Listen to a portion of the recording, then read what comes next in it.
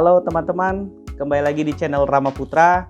Nah, kali ini kita akan membahas putar keilmuan tentang pengembangan manusia secara umum gitu ya.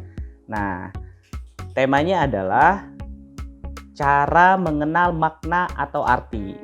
Nah, kenapa tema ini ingin saya bahas? Karena ini menjadi keprihatinan saya pribadi sih khususnya ketika melihat banyak anak-anak muda yang berbicara dimanapun gitu ya, berdiskusi saat nongkrong atau saat pulang ke rumah bertemu orang tua gitu kan. Mereka punya argumentasi-argumentasi yang luar biasa, tapi terkadang mereka gagap dalam menyampaikan makna objek yang mereka sampaikan. Karena perlu diketahui teman-teman, dalam berargumentasi atau dalam berbicara selalu ada objek yang menjadi tema pembicaraan itu. Contoh, ketika saya pulang misalnya, ketemu orang tua saya, terus orang tua saya bicara pada saya, "Hai Putra, gimana kerjaan kamu hari ini?" Nah, objeknya adalah pekerjaan. Nah, terus contoh berikutnya misalnya, dulu ketika saya kuliah ya, kita banyak mengkritisi soal kebijakan-kebijakan pemerintah gitu loh, mulai dari BBM yang naik. Nah, pada saat kita berbicara atau kita berdiskusi, menggodok isu itu, maka yang kita bicarakan atau yang kita diskusikan, misalnya soal BBM yang naik, itu adalah objeknya. Jadi, setiap pembicaraan pasti akan ada objek pembicaraan yang menjadi perhatian di dalam kelompok itu. Nah, oleh karena itu, di sini kita mau bicara soal cara mengenal makna atau arti. Nah, untuk mengenal makna atau arti dari pembicaraan, pertama yang harus kita pahami adalah objek pembicaraan itu. Karena objek itu ada dua bentuk. Yang pertama, dia berbentuk material atau berbentuk benda kayak gitu ya. Misalnya saya membicarakan sepeda. Nah, sepeda itu kan dapat dilihat oleh mata saya. Misalnya saya berbicara soal HP atau smartphone yang lagi tren. Nah, HP itu adalah objek yang bisa dilihat, berarti dia berbentuk benda. Nah, yang kedua adalah objek yang berbentuk sifat. Dia tidak bisa dilihat, tapi dia bisa dirasakan. Contoh, misalnya saya lagi membicarakan soal sistem yang lagi mau dibuat tentang RUU kalau kemarin itu dibilangnya Cilaka ya, Cipta Lapangan Kerja gitu ya, atau HIP yang berubah bentuk menjadi BPIP misalnya. Nah, sistemnya itu adalah sifat kan gitu kan, yang bisa dirasakan. Atau yang lebih abstrak lagi, misalnya saya bicara soal yang lagi tren, feminisme. Kenapa sih banyak orang yang teriak soal feminisme? Yuk kita bicarakan soal feminisme. Nah, feminismenya itu adalah objek dan dia berbentuk sifat. Jadi, dalam berbicara atau berargumentasi atau berdiskusi atau lagi nongkrong, lagi ngobrol-ngobrol, pasti akan ada selalu objek yang sedang kita bicarakan, dan objek itu selalu bentuknya adalah dua, kalau enggak berbentuk benda, kalau enggak berbentuk sifat. Nah, setelah itu adalah bagaimana kita mengenal makna di balik objek itu. Karena banyak sekali orang yang bagus retorikanya tapi logikanya mohon maaf ngaco misalnya, atau argumentasinya bagus tapi berputar-putar, akhirnya sesat pikir. Nah, atau sederhananya saya bikin jadi 2 poin. Ketika seseorang tidak bisa menjelaskan maknanya, tapi cuma tahu simbol nama objeknya, maka orang itu bisa dikatakan kalau tidak absurd, kalau enggak, satu lagi adalah ambigu. Kalau ambigu itu dia biasanya maknanya bersayap. Kalau si Aristoteles bilang itu adalah oracle. Seseorang yang menyampaikan penamaannya tapi nggak bisa menjelaskan maknanya terus bersayap gitu loh, sampai nggak dapat ide pokoknya. Nah, itu ambigu. Ada lagi yang absurd, bukan lagi bersayap, tapi menyampaikan maknanya tidak konsisten. Saking tidak konsistennya, kita tidak jelas, bahkan dia menabrak penamaannya. Contoh, waktu itu saya bertemu ada teman dekat saya, dia kaum feminisme tapi dia teriak-teriak femme gitu kan, sampai dia bicarakan soal feminisme tentang slogan-slogannya termasuk femme itu, tapi ternyata dia lupa bahwasannya femme itu adalah perempuan yang suka dengan sesama jenis gitu loh, bukan hetero. Jadi perempuan yang suka dengan sesama jenis, terus habis itu dia menganggap dirinya lebih feminim. Jadi kaum lesbi itu lebih feminim dibandingkan perempuan yang hetero. Sedangkan teman saya ini adalah perempuan yang suka dengan laki-laki. Nah, ternyata dia baru tahu maknanya dan akhirnya dia gagap menyampaikan itu lagi. Nah, jadi banyak seseorang yang berargumentasi, berbicara, maknanya sulit untuk dijelaskan. Jadi mainnya di simbol-simbol pembicaraan aja. Nah, saya tidak mau nih, terutama penonton yang sedang melihat video ini hanya pinter retorika, tapi tidak paham maknanya. Nah, oleh karena itu kita pelan-pelan ya teman-teman. Makna itu arti lainnya adalah arti. Nah, pengertiannya adalah makna atau arti adalah hubungan antara jenis si objek dengan perbedaannya. Nah, untuk mengetahui makna sesuatu, misalnya saya sedang baru aja minum dari gelas beling ini. Nah,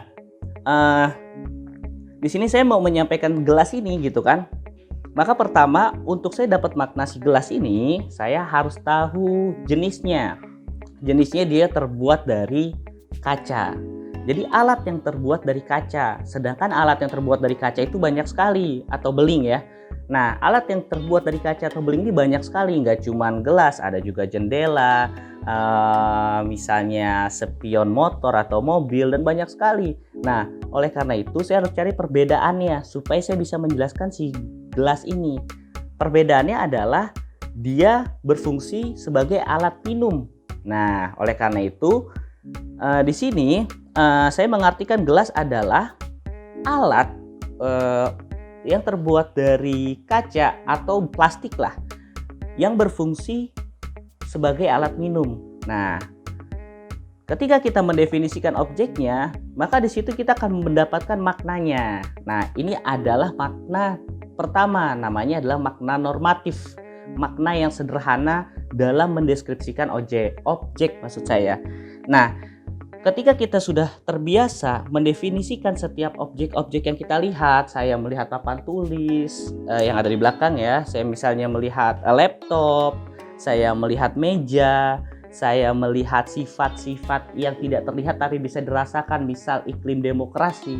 Untuk mendapatkan makna itu, kita harus definisikan. Cara mendefinisikan adalah kita ketahui jenisnya, baru yang kedua kita ketahui perbedaannya. Nah, lalu poin kedua untuk mengenal makna atau arti adalah namanya makna substantif. Nah, makna substantif ini atau kata substansi itu sendiri itu dibuat oleh Aristoteles pada saat di zamannya.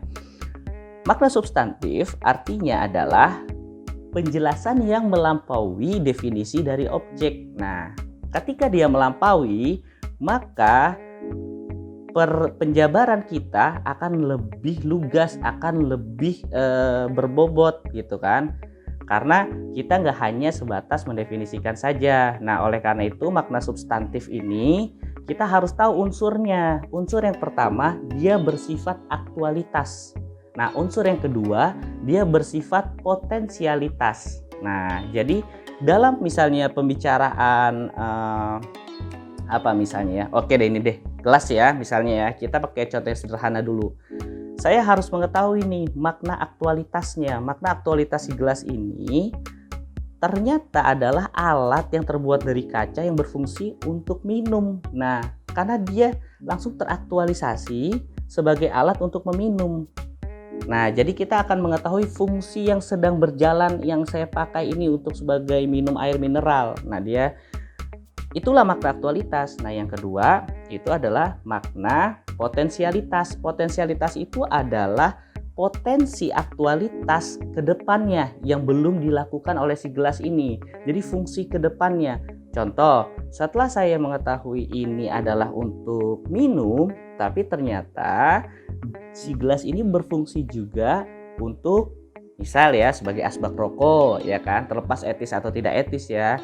Atau misalnya ternyata bukan minum air mineral saja, tapi juga alat untuk meminum kopi, teh hangat kayak gitu. Nah, jadi kalau saya mengetahui fungsi yang rencana fungsi si gelas ini yang menjadi potensialitas ke depannya, terus saya mengetahui fungsi yang dipakai hari ini dan saya tahu definisinya, maka saya sudah cukup komprehensif mengenal makna gelas itu. Nah, sekarang azan nih teman-teman, sudah mulai azan. Jadi kurang lebih seperti itu teman-teman, karena sudah azan juga.